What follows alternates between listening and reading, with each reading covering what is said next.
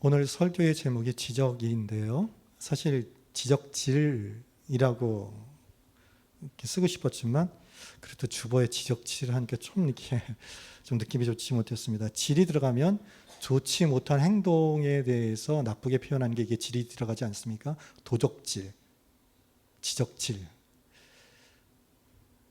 제가 이 설교를 준비하면서 제가 31에 결혼했습니다. 김점래 사모가 저보다 5살 아래이니까 26, 4월 달이니까 어리잖아요. 결혼을 했는데 제가 굉장히 엄했습니다. 조금 기도에 늦잖아요. 그러면 제가 이렇게 저쪽에 김점래 사모가 앉아 있으면 나오라고. 그래가지고 화장실로 끌려간 게 아니라 저희 계단 쪽으로 끌고 가지고 제가 굉장히 엄한 모습으로 똑바로 하라고. 지금 당신이 본일이 해야 되는데 이게 맞냐고. 강력하게 얘기했어요. 그게 굉장히. 그러니까 제가 엄한 모습으로 김점래 사목 근처 가면 그때부터 김여사는 두근거리는 거죠. 그리고 이제 여러 가지 어려운 점이 있었겠죠. 그 어리잖아요. 26, 4월 달이니까. 저한테 이제 힘든 얘기하면 제가 그런 소리 하지 말라고. 감사 부족이야 당신. 뭔 얘기를 하겠습니까 남편에게. 굉장히 엄하게 했어요. 제가. 수년 후에 저한테 얘기하더라고요. 너무나 힘들어가지고 교회에서 울면 다른 사람이 볼까봐 저 거성교회 가가지고 울었다 그래요. 거성교회까지 가가지고 울어버렸어요.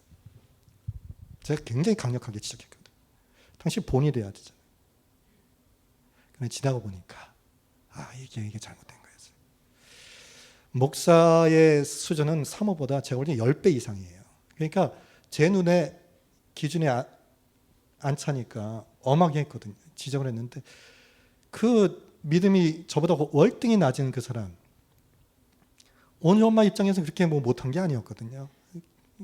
굉장히 인정하는 사람도 많았고요. 잘한다 그러고 제가 볼 때는 다 못마땅해. 그러니까 이 지적이라는 것이 내 기준으로 딱 보는 거예요. 그럼 내 기준을 만족할 수 있는 사람은 없거든요. 부모의 기준으로 자녀를 보잖아요. 다 못마땅해. 그런데 참 아이러니한 것은 부모가 자신에게 못마땅하는 그 기준이 있잖아요. 자신이 어렸을 때 그렇게 한 거예요. 그러니까 자신의 모습이 보이니까 못마땅한 거예요. 자신도 못했는데 자식에 대해서 지적하는 거예요. 그래서 제가 딱 시간이 지난 후에 알고 보니까 내 기준으로 했던 거예요. 이게 굉장히 잘못된 거예요. 배려 부족이.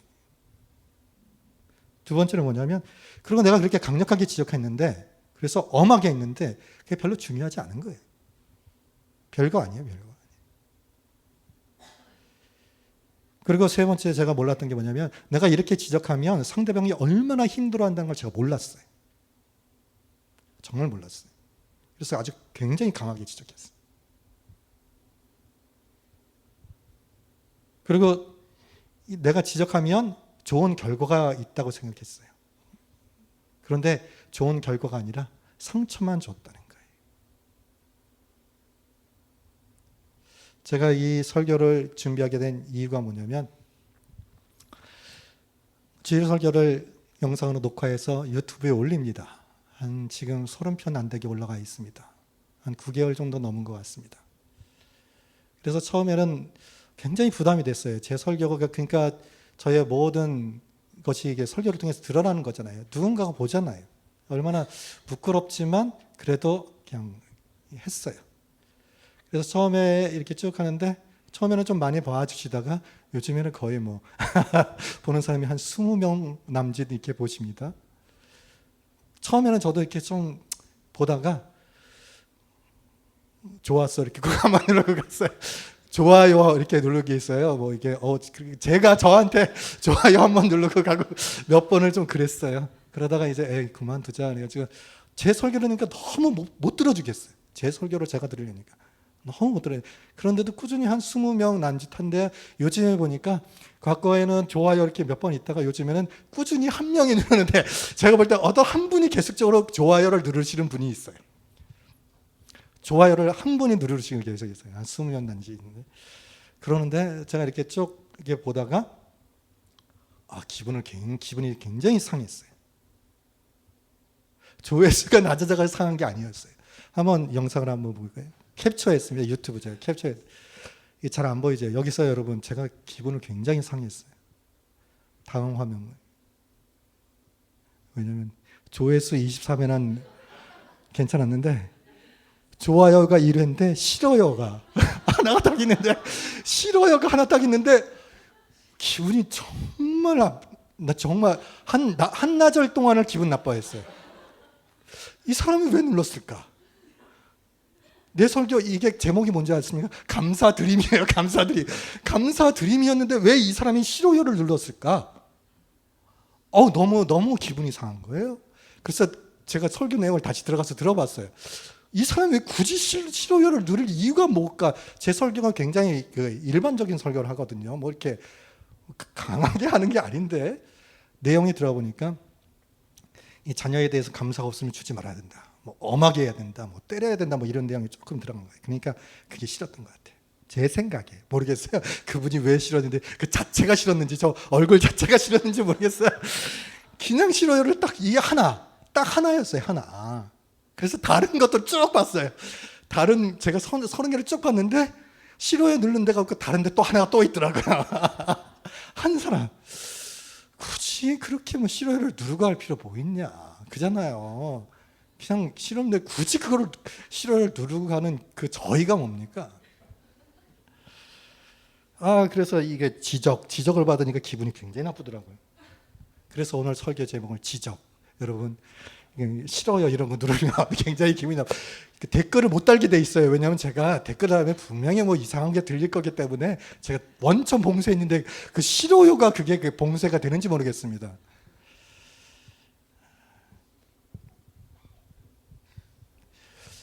여러분 여러분의 지적하는 사람입니까? 지적을 받고 있습니까? 제가 보니까 나이가 들어가면 이게 자연적으로 이게 지적이 많아지는 것 같아요.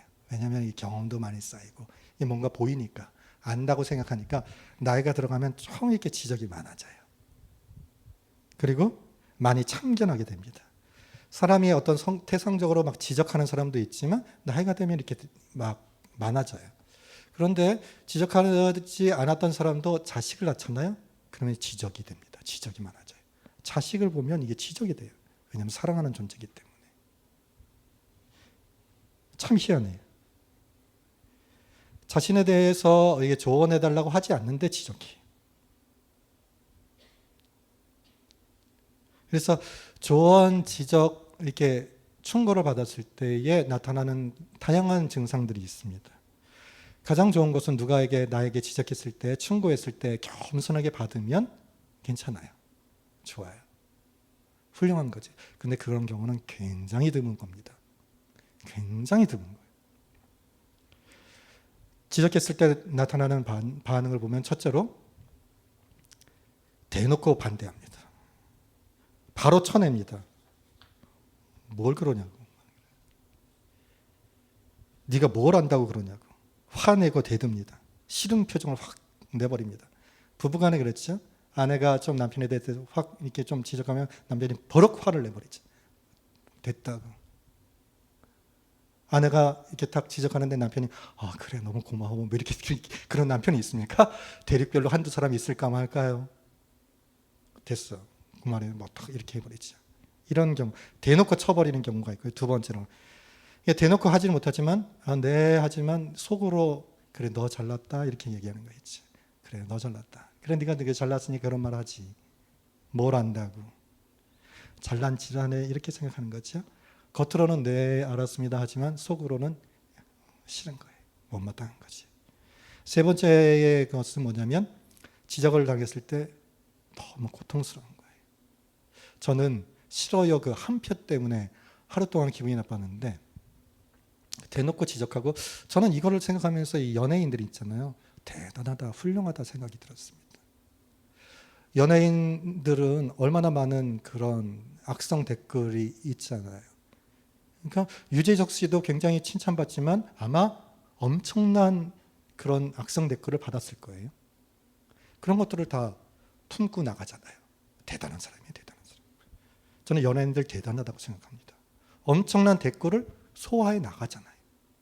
그런데 그것들을 소화해 나가지 못했을 때에 공황장애라든가 우울증이라든가 심지어는 자살하는 경우도 있지 않습니까? 요즘 신문에 보면 설리라는 분 악성 댓글로 시들렸다고 많이 들었습니다.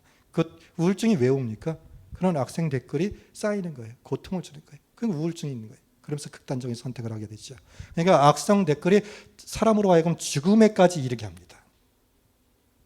그래서 저는 연예인들 있잖아요. 뜬 연예인들 굉장히 대단하다고 생각해요.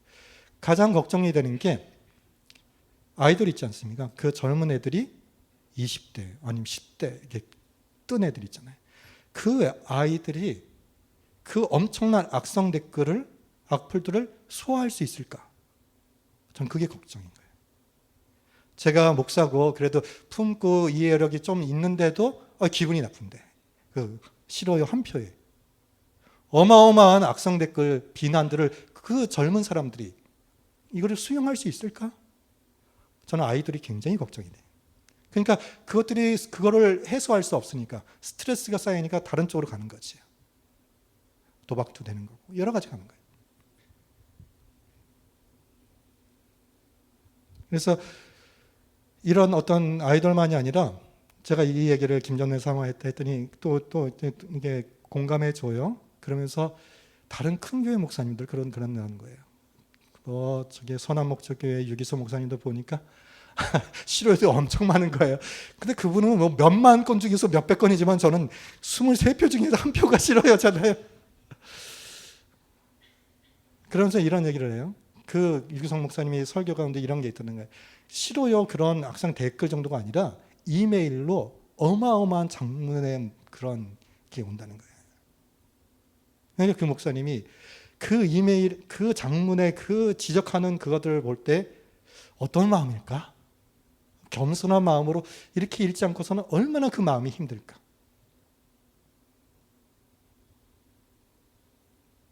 고통스러운 겁니다.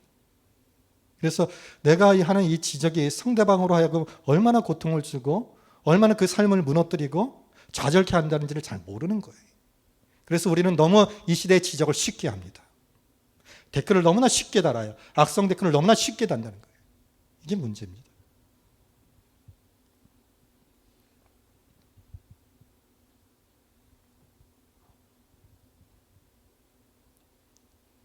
그래서 저와 여러분이 이 악성 댓글을 소화할 수 있다면 좋은데 소화할 수 없다면 문제가 되는 거예요. 그래서 먼저 생각해야 할 것이 뭐냐면 내가 누군가를 충고하고 지적한다면 이게 효과가 있어야 되는데 반대적인 결과를 얻게 된다는 거예요. 그러면 내가 누군가를 지적하고 싶다면 전제 조건이 두 가지가 있어야 됩니다. 첫째는 뭐냐면 나와 그 사람에게 관계가 내가 이거를 얘기해도 충분히 겸손히 들을 수 있는 관계가 돼야 되는 거예요. 부모와 자식이 사랑관계, 딸이랑 막 엄마랑 항상 얘기를 해. 그러다가 탁 한마디 얘기해. 이 기집애 뭐 이렇게 뭐 얘기해도 들어가는 거예요. 그런 관계가 되는 거예요.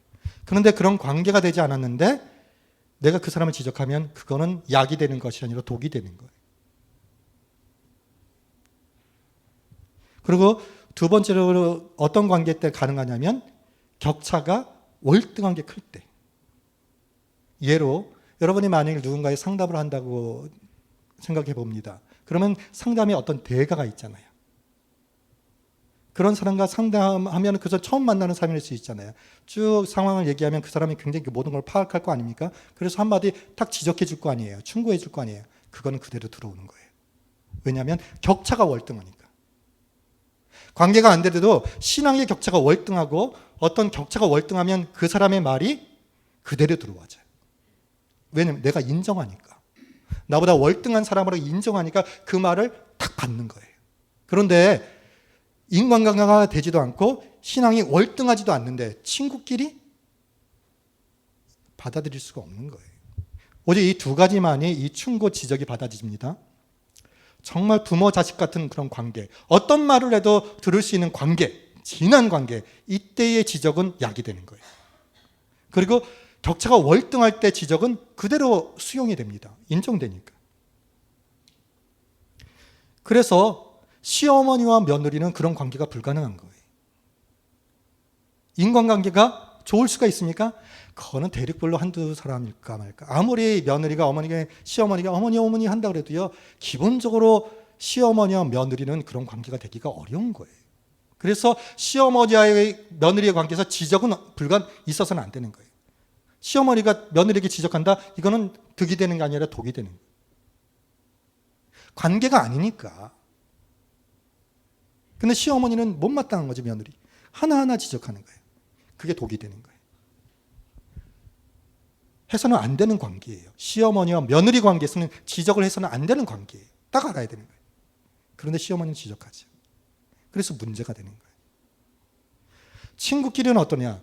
친구끼리도 안 되는 거예요. 월등히 되지가 않는 거예요. 한계가 있는 거예요. 그런데 권위 윗사람이 아랫사람이 하는 것도 이렇게 어려운 건데, 시어머니는 어느 면도 윗사람 아닙니까? 윗사람이 아랫사람 지적하는 것도 어려운 건데, 권위 아랫사람이 윗사람을 지적하는 거예요? 이건 있어서는 안 되는 거예요. 이거는 해서도 안 되는 거예요. 불가능한 거예요. 자식이 부모를 지적한다? 있을 수 없는 거예요. 그래서 자식이 부모를 충고한다? 자식이 부모에게 이렇게 이걸 지적한다? 이건 있어서는 안 되는 거예요. 그럴 수 있는 위치가 아닌 거예요. 그래서 문제되는 거예요. 자기 위치를 알아야 되는 거예요. 분수를 알아야 되는 거예요. 권위 윗사람이 밑에 사람을 지적할 수 있는데도 굉장히 제한될 수밖에 없는데, 권위 아랫사람이 윗사람을 지적한다고 이거는 불가능한 거예요. 해서는 안 되는 거예요. 아무리 부모가 좀 부족하더라도 자식은 부모를 지적할 수는 없는 거예요. 그리고 아내가 남편을 지적해서는 안 되는 거예요. 위치가 아닌 거예요. 이 남편은 아내의 머리이기 때문에 하나님께서 하시는 거예요. 건의는 할 수 있죠. 건의도 굉장히 가볍게 해야 되는 거예요. 돕는 배필이니까. 기본적으로 아내는 권위자인 남편에게 지적할 수가 있는 위치가 아니에요. 오늘 본문에 보면 이게 문제가 돼서 어떻습니까? 성경에 이 미갈이 죽을 때까지 자녀가 없게 되지 않습니까? 그러니까 성경 무엇을 말씀하고 있습니까? 이게 문제라는 거예요.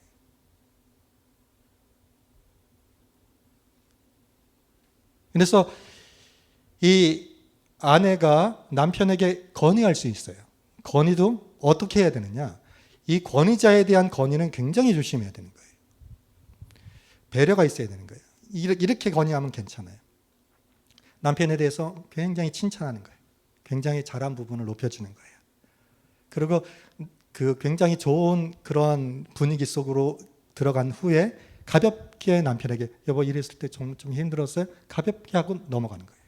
이 정도가 건의예요. 그걸 두 번 해서도 안 되는 거예요. 너무 권위주의적입니까? 이게 영적인 원리예요. 제가 온유 어렸을 때 감동으로 이런 생각을 주는 거예요. 이렇게 좀 못마땅한 게 있을 때 이렇게 하라는 거예요. 온유가 가장 좋아하는 거를 하라는 거예요. 야구를 좋아했어요. 그래서 제가 큰 맘 먹고 잠실 야구장을 갔다는 거예요. 둘이 갔습니다. 온유를 데리고. 그래서 거기서 유니폼을 사주라는 거예요. 하는 게 있어요. 그런데 유니폼을 보니까 너무 비싸요. 정말 비싸. 그래서 차마 그걸 못 사주고 두산 베어스 티셔츠, 반팔 티셔츠, 그것도 되게 비싸더라고요. 그걸 하나 사주고 딱 이제 즐겁게 치킨도 먹고 했어요. 그런 후에 잘 즐겁게 한 후에 한마디 툭 하라는 거야.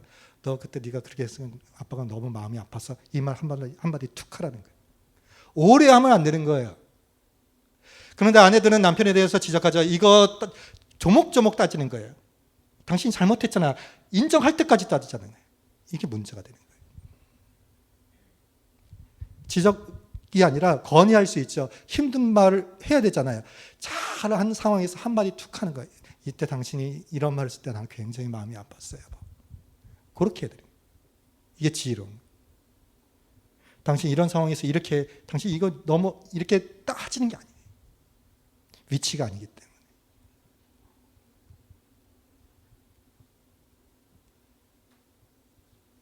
그래서 내 수준에서 지적해야 할 수 있는 내가 위치인가, 그런 관계인가, 그런 걸 따져보면 내가 누군가를 지적할 수 있는 거는요, 거의 없어요.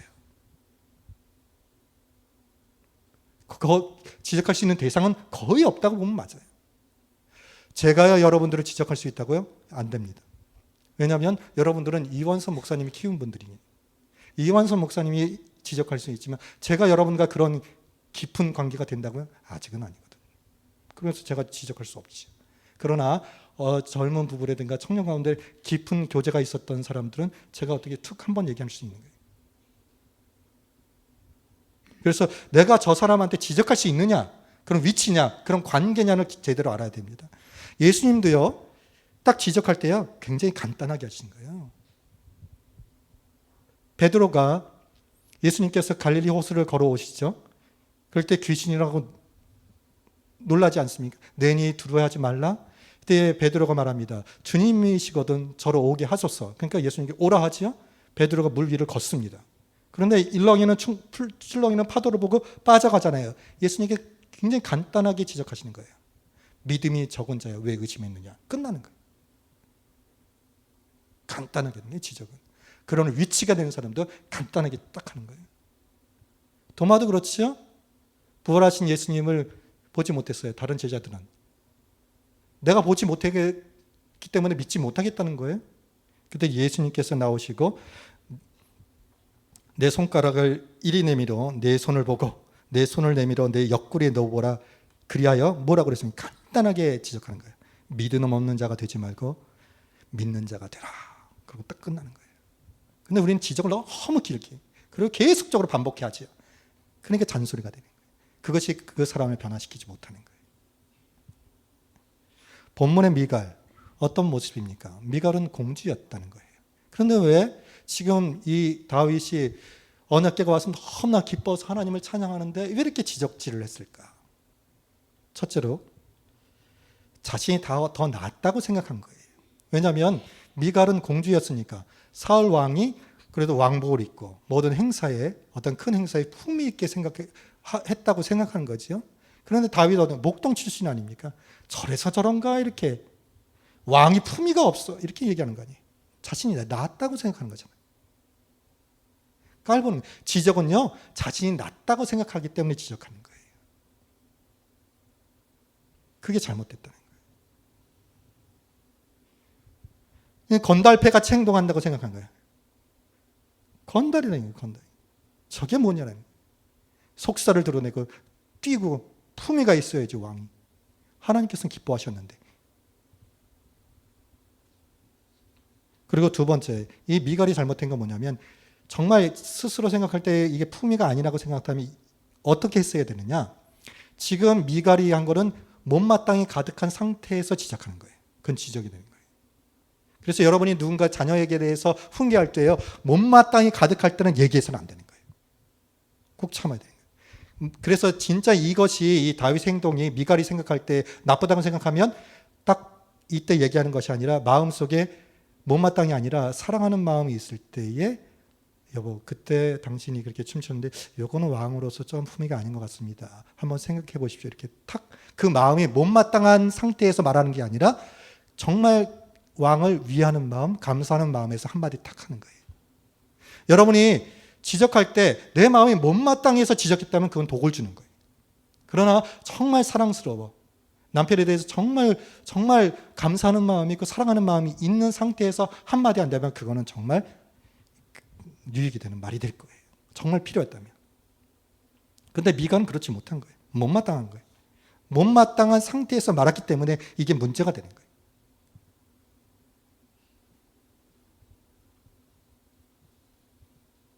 그래서 이런 지적은 사람을 병원화시키지 않습니다. 못합니다. 이 미갈이 다윗 왕에게는 이 한 말이 무슨 선한 영향력을 미쳤나요? 하나도 없는 거예요.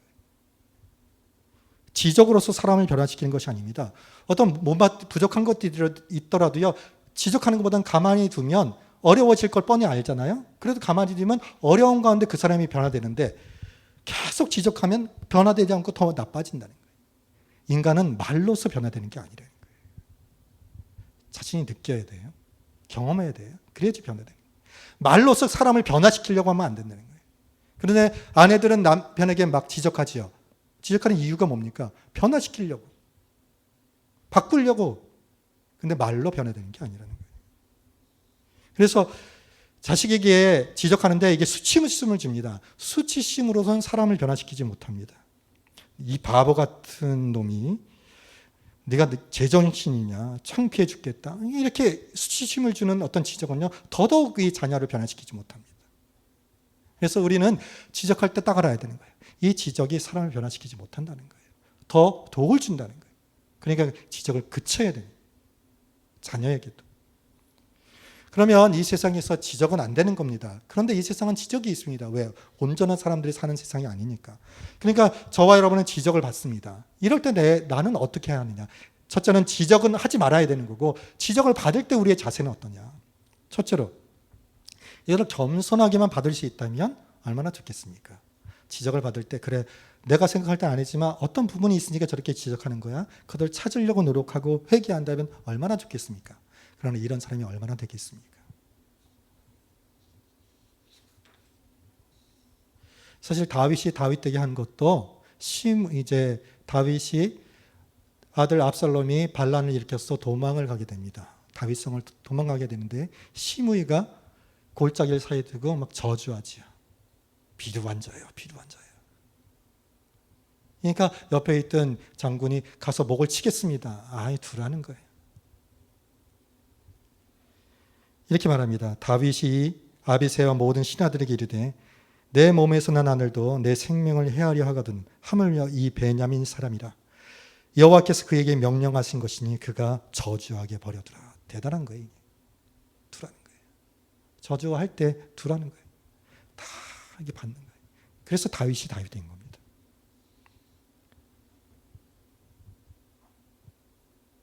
그래서 저주의 말, 지적의 말을 들을 때에 이거를 나의 유익이라고 발식할 수만 있다면 대단한 사람이에요. 과거에 사약을 내릴 때 사약의 재료가 뭐였냐면 천남생이라는 그런 사약 재료입니다. 그런데 제가 예전에 TV를 볼 때 이 사약이 되는 이 천남생을 법질을 하잖아요. 그럼 이게 몸에 좋은 것으로 바뀌더라고요. 변화를 시키는 거예요. 법제를 하면. 사람을 죽이는 약이 법제를 하면 사람을 이롭게 하는 약이 되더라고요. 그래서 이런 지적은 사람을 죽이는 겁니다. 그런데 내가 이거를 법제를 하면 나에게 유익이 되는데 두 가지로 법제할 수 있습니다. 첫째는 뭐냐면 감사로 법제하면 이것이 나에게 유익이 되는 거예요. 이런 생각이 들어요. 싫어요 하나 눌리는 거 그래도 이런 감사한 생각이 들었어요. 나 같은 부족한 설교를 그 사람이 들어줬잖아요. 그런데 죄송한 마음이 들어요. 그래 내가 부족해서 설교했는데 그 사람의 상처를 받았구나. 죄송한 마음이 들더라고요. 그러니까 누군가가 나에게 어떤 지적하는 말을 감사로 받는 거예요. 감사로 법제하면 그것이 나에게 유익이 됩니다. 두 번째로 뭐냐면 뭘 통해서 받으면 유익이 되냐면 품으면 그게 유익이 되는 거예요. 나에게 지적하는 건 굉장히 아프잖아요. 그걸 품으면 나에게 유익이 되는 거예요. 그래서 지적할 때 그것을 법제하는 것은 감사와 품는 건데 품으면 어떻게 유익이 되느냐. 지적하는 건 힘들어요. 그런데 그걸 자꾸 품으려고 하면 내가 어떻게 되느냐. 내 마음이 넓어집니다. 그리고 내가 겸손해져요. 자꾸 품으려고 그러는 거예요. 이해하려고 그러는 거예요. 그래 몰라서 그런 거지. 그래 부족해서 그러지. 무슨 이유가 있지. 내가 모르는 거 자꾸 품는 거예요. 그러면 지적을 받을 때에 자꾸 품으면 내가 겸손해져요. 그래서 겸손이 딱 이루어지잖아요. 어떤 지적을 봐도 힘들지 않습니다. 그래서 지적을 통해서 내가 겸손해지는 거예요. 품으면 겸손해진다는 거예요. 그럼 유익이 되는 거예요. 오늘 설교는 지적입니다. 내가 누구에게 지적할 수 있는 위치인가? 그리고 지적했을 때 이것이 얼마나 큰 상대방에게 상처를 주는지를 깨닫고요. 또한 누군가에게부터 지적을 받았을 때 감사함으로 받고 애써 품으려고 하면 겸손해지는 거예요. 유익이 있는 거예요. 그런 유익을 경험하는 저와 여러분이 되어야 하겠습니다. 기도하시겠습니다.